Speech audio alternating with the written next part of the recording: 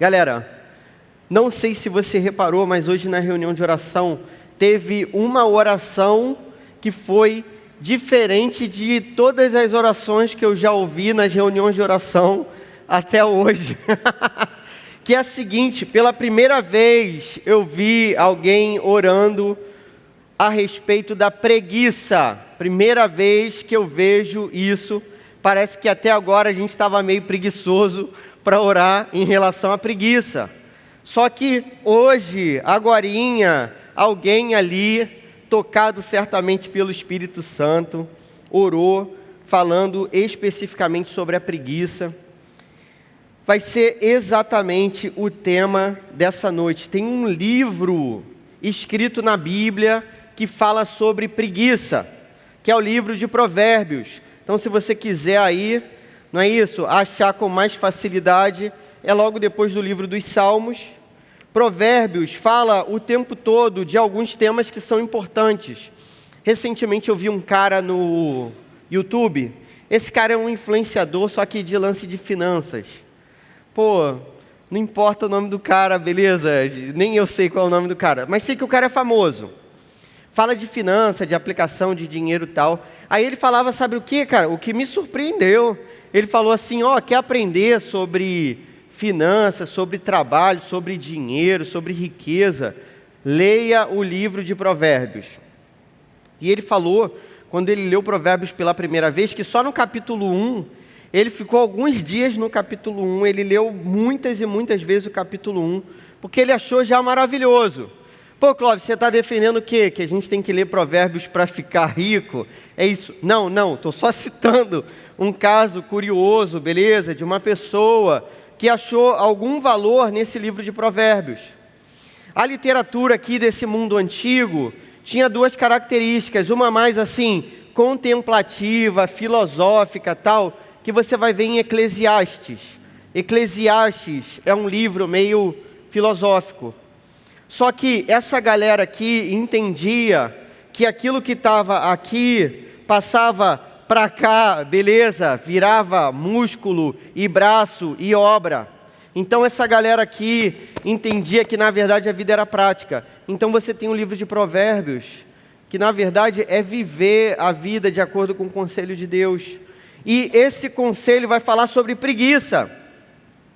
Cara, nesse caso da pregação de hoje, eu vou abrir mão de qualquer coisa que seja relativa a uma doença, beleza? Então, por exemplo, Clóvis, então você vai dizer que não é possível que alguém sofra de depressão, ou que alguém tenha uma quantidade de ferro no sangue baixa e por isso não tenha muito ânimo, ou alguém esteja anêmico e isso é pecado? Não estou falando nada disso.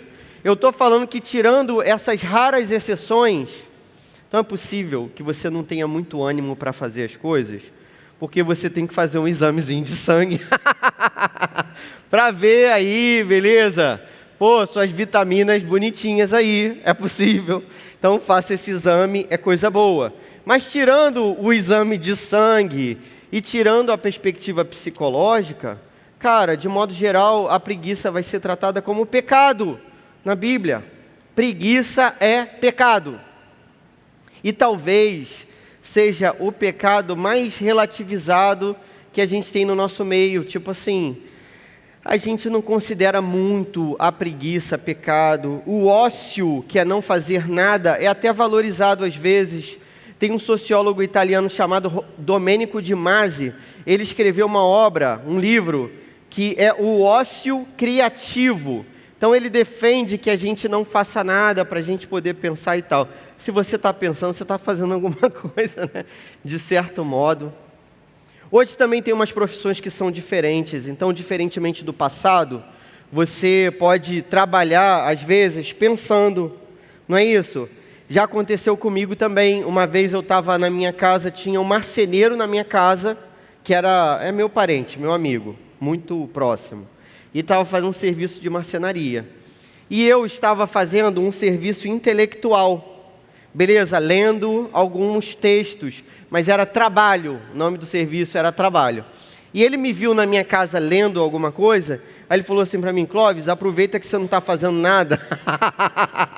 Aproveita que você não está fazendo nada. Lê, não fazia nada. Aproveita que você não está fazendo nada, vai lá, compra uma cola de madeira lá para mim e tal, cara. Aí eu, já que ele mandou, né, eu fui.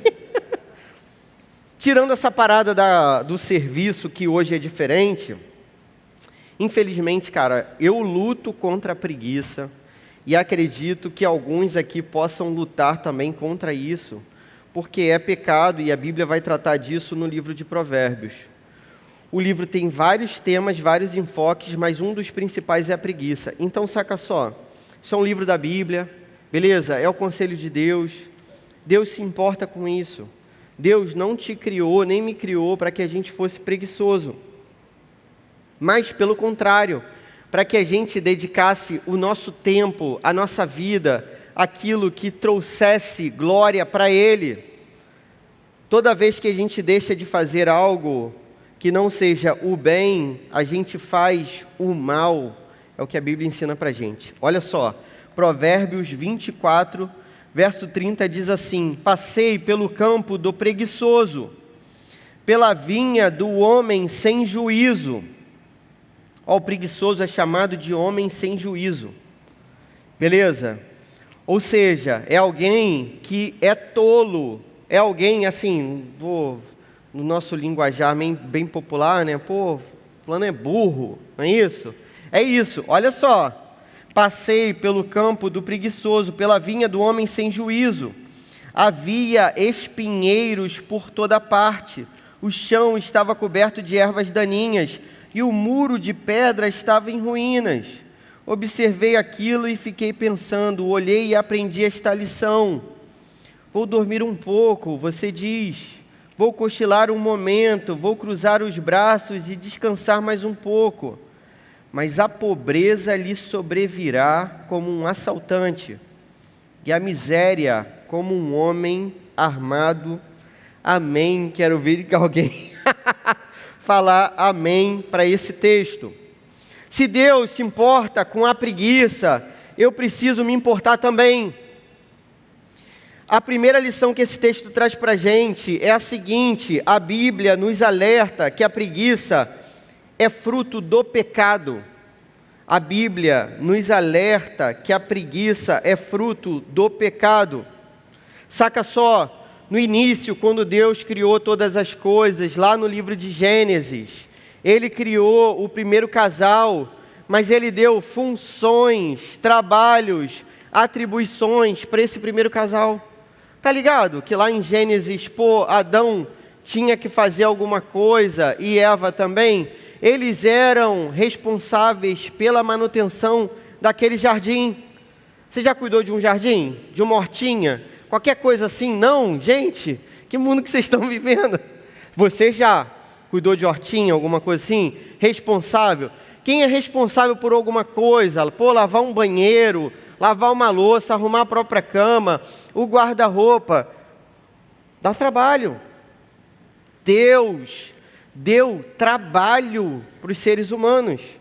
E saca só, foi antes da queda, então o trabalho não é coisa ruim. Beleza?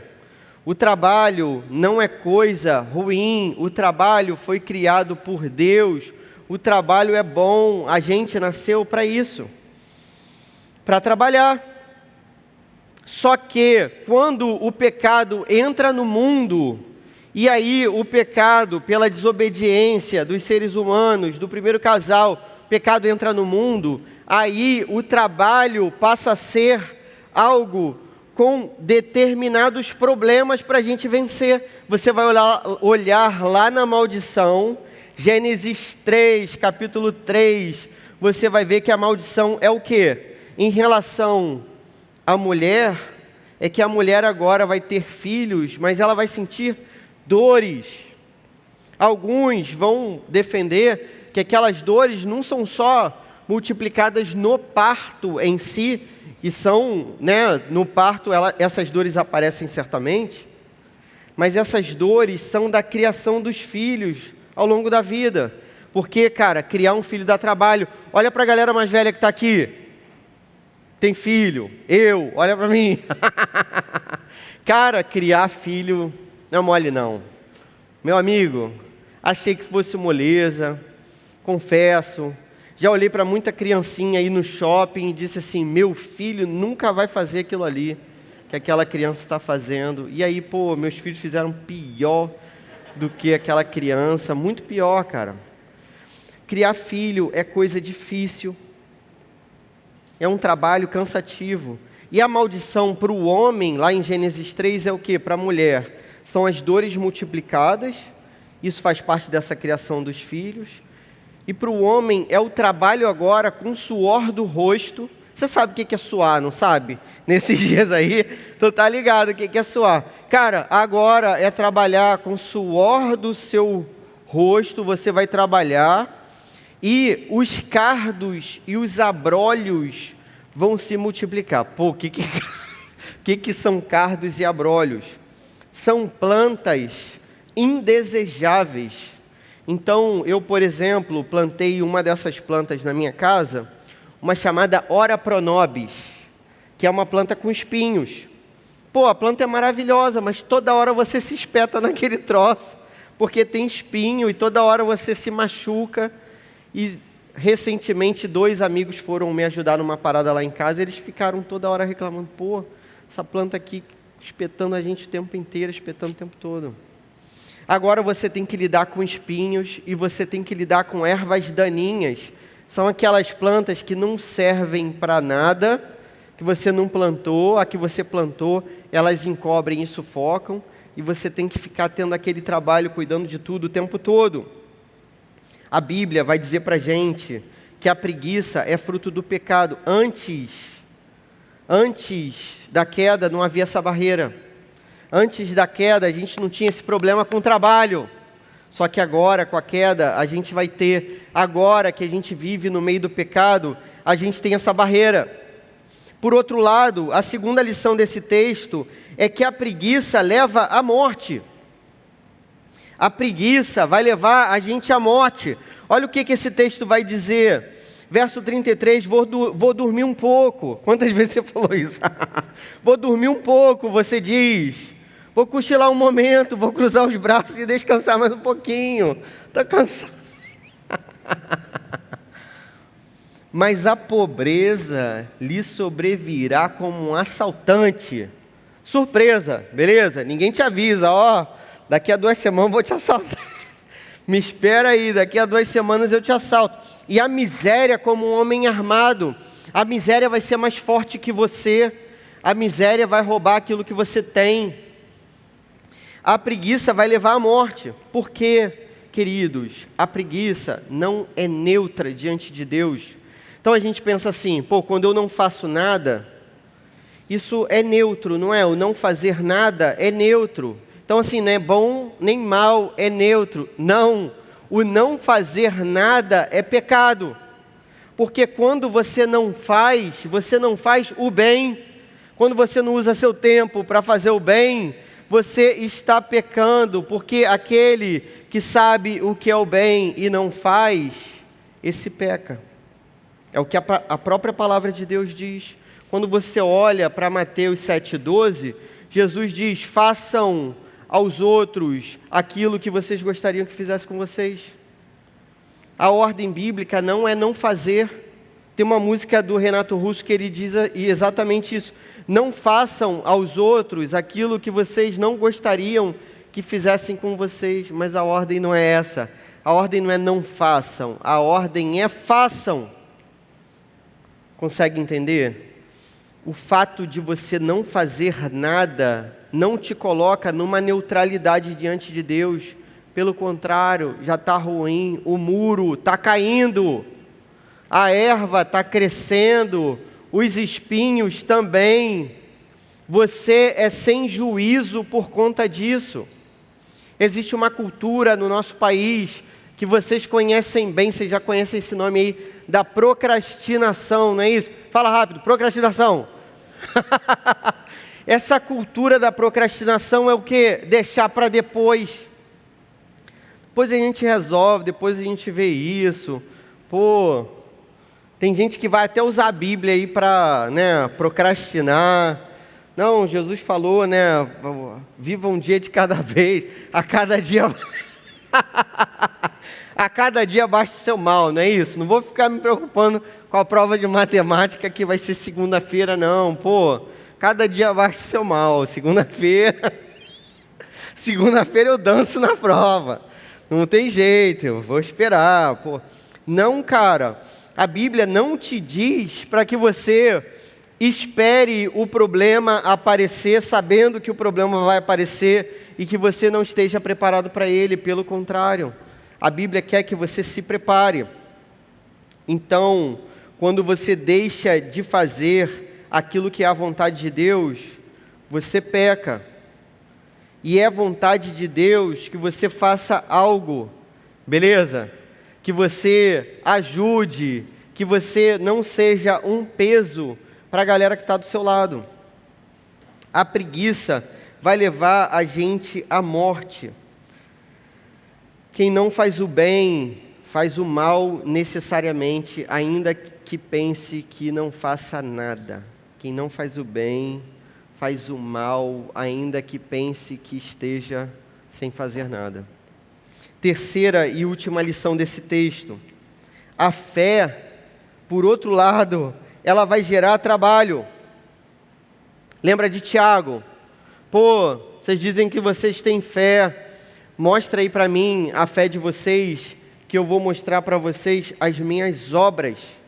Obra dá trabalho. Tu já fez alguma obra na sua vida? Alguma vez? Já viu alguém fazendo alguma obra alguma vez? A obra dá trabalho. Tiago fala que ele vai mostrar aquilo que ele faz. Olha só que parada interessantíssima. Quando lá em Efésios, Paulo vai dizer para a galera da igreja se encher do Espírito Santo e mudar de atitude, ou deixar-se encher pelo Espírito Santo e mudar de atitude, quando Paulo fala isso em Efésios 4, 28, ele fala assim: aquele que roubava, não rouba mais, pelo contrário. Qual o contrário de roubar ali no texto?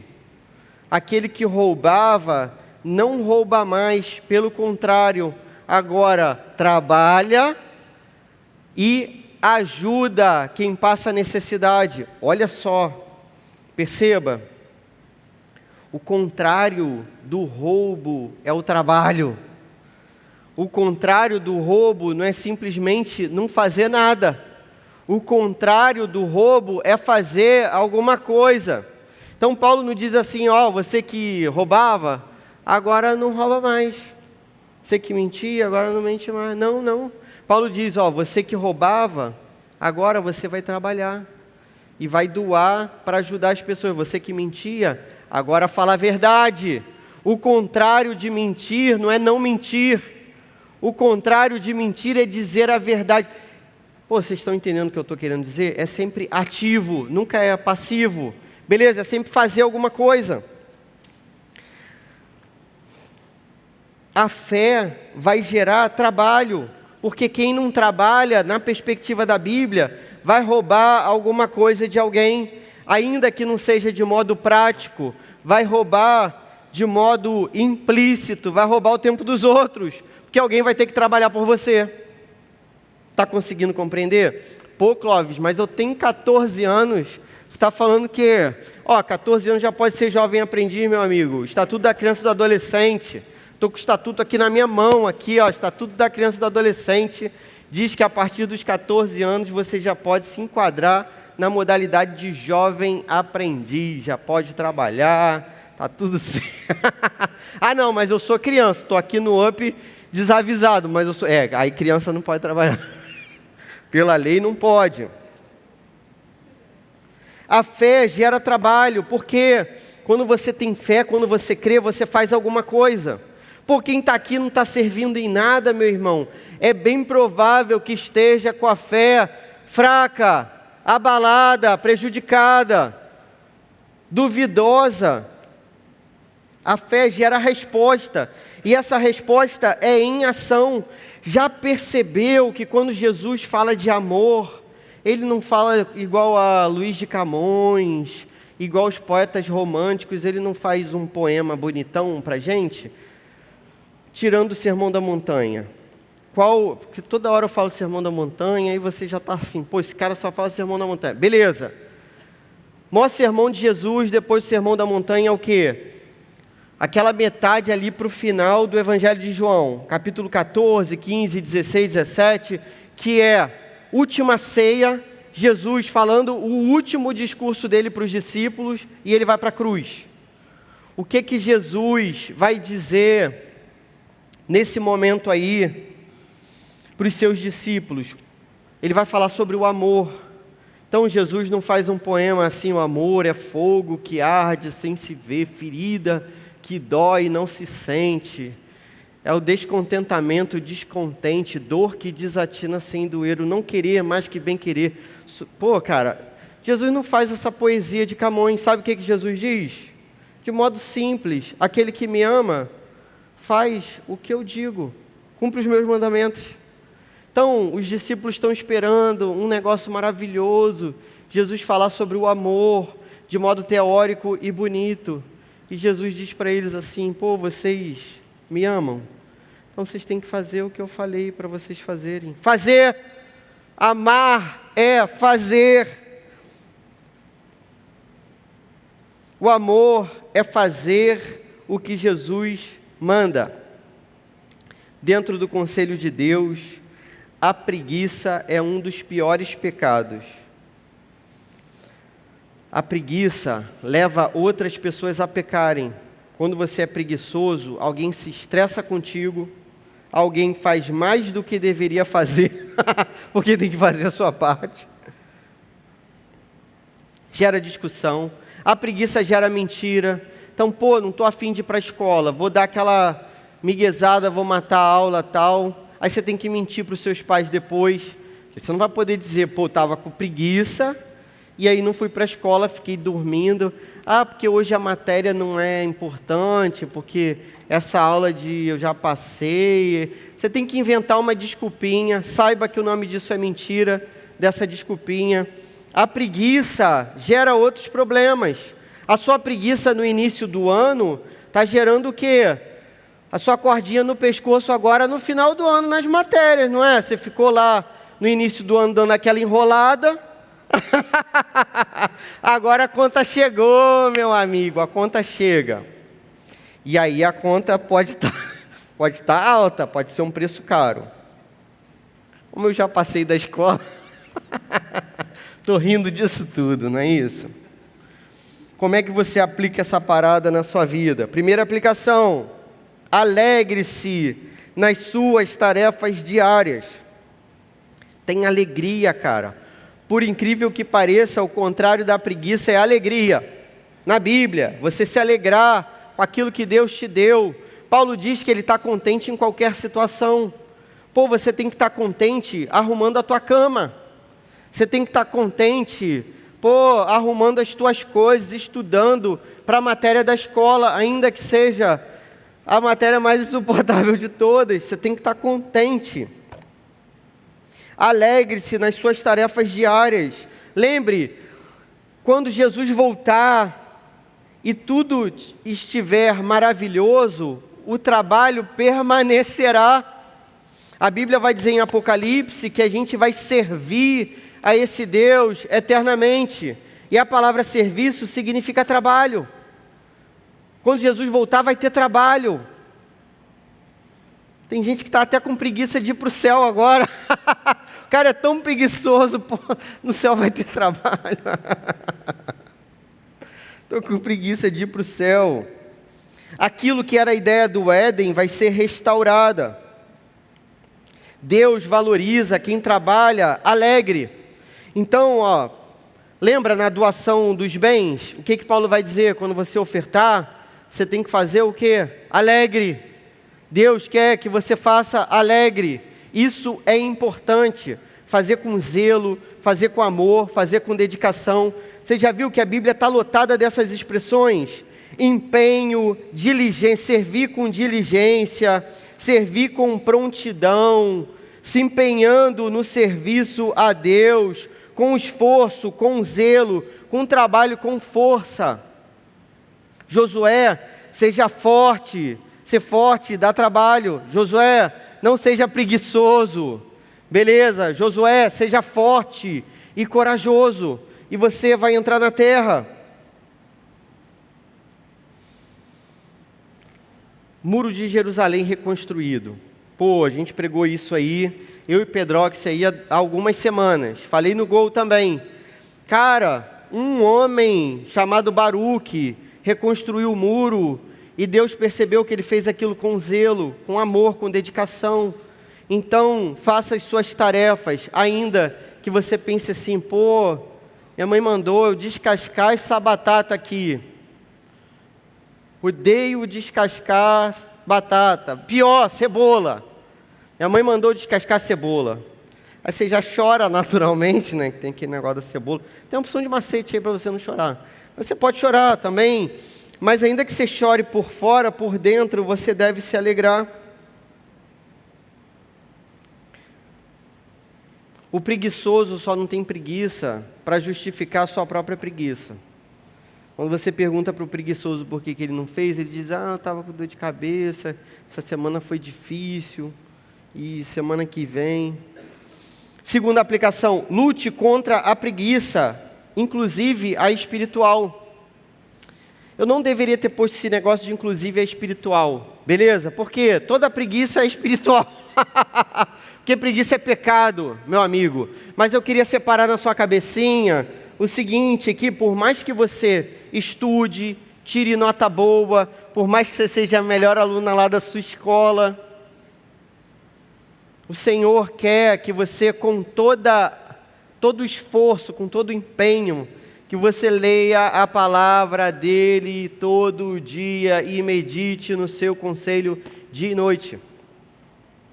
Beleza? Então você pode passar no Enem, no vestibular, você pode ser o melhor de todos. Se você nunca leu esse livro aqui, como diziam os antigos, de capa a capa, o livro todo, beleza? Você está no furo. A preguiça está te dominando. Mas você tem tempo para relaxar? Jogar aquela partidinha, não é isso? Pô, quem gosta de jogar aquele joguinho? Aí, já tem a galera até rindo, ninguém olha pro lado, ninguém solta a mão de ninguém. Cara, pô, você tem tempo para jogar sua partidinha, para assistir o joguinho da Libertadores, né? Que não vai te libertar de nada. Vai libertar os caras lá que estão ganhando, né? Então, mas você não vai ser liberto de nada. Você está trocando pela palavra de Deus.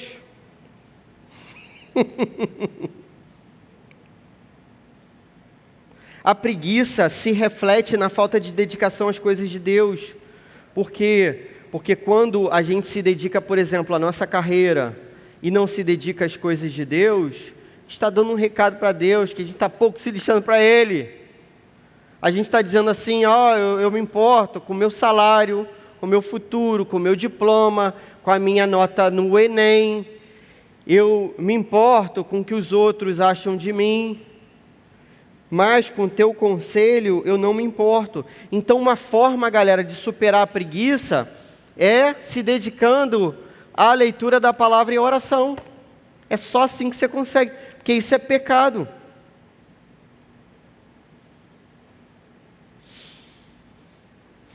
No final, a preguiça é sempre um mal espiritual.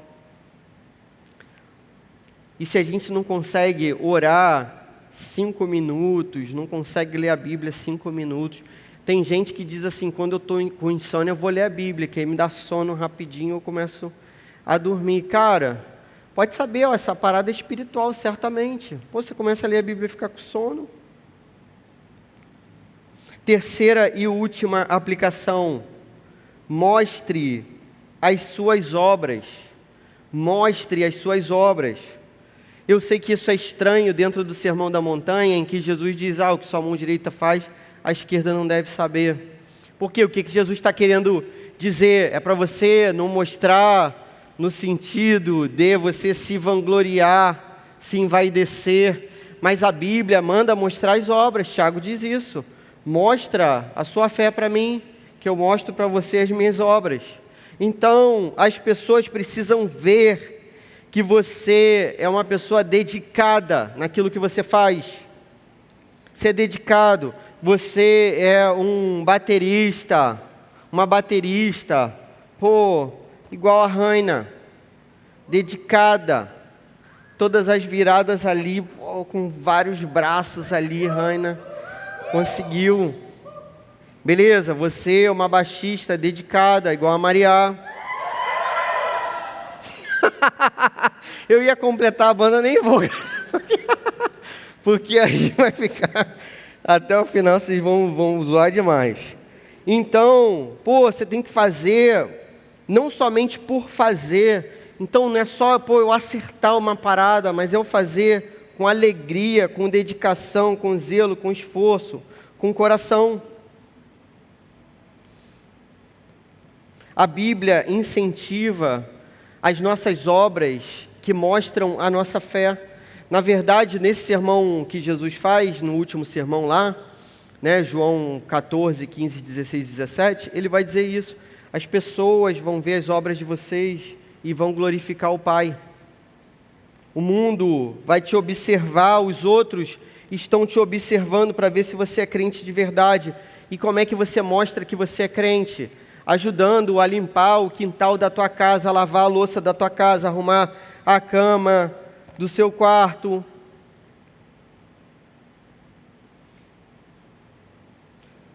Quando a sua família manda você fazer alguma coisa, é para os pais glorificarem de pé esse sermão aí, beleza? Quando sua família manda você fazer alguma coisa, é para o seu bem, para você aprender essa valiosa lição.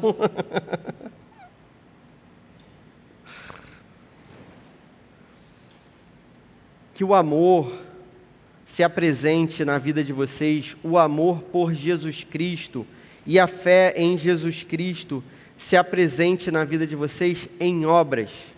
Em obras. É isso que Jesus diz: aquele que me ama é aquele que guarda os meus mandamentos, ou seja, é aquele que obedece à minha vontade. Poxa, coloque... Se você, como eu, tem que lutar contra a preguiça, coloca isso diante de Deus. Não se engane achando que você tem direitos de relaxar, gastando o seu tempo em coisas inúteis. Existe um descanso que é bíblico, um dia por semana, voltado para as coisas de Deus. Fora isso, é preguiça. Então, que o Senhor mude o nosso coração, a nossa vida, que a gente seja testemunho dentro da nossa casa, para aqueles que estão à nossa volta.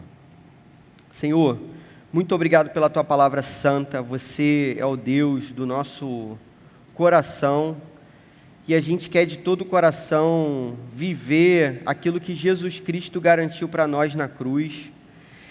Jesus foi aquele que foi fiel até o fim. Jesus foi aquele que em nenhum momento cedeu à preguiça. Jesus venceu todos os pecados, inclusive esse da preguiça, da procrastinação, da falta do que fazer. Senhor, muito obrigado pela vida de Jesus, e através dele, Senhor, a gente pode viver uma vida que te agrade mais, com a seriedade de quem sabe que qualquer pecado é totalmente relevante diante de você, ainda que seja um pecado tolerado quanto o pecado da preguiça, Senhor. Ajuda a gente a fazer tudo o que a gente faz para você com zelo, de todo o coração e principalmente com alegria. No nome do Teu Filho que eu oro. Amém.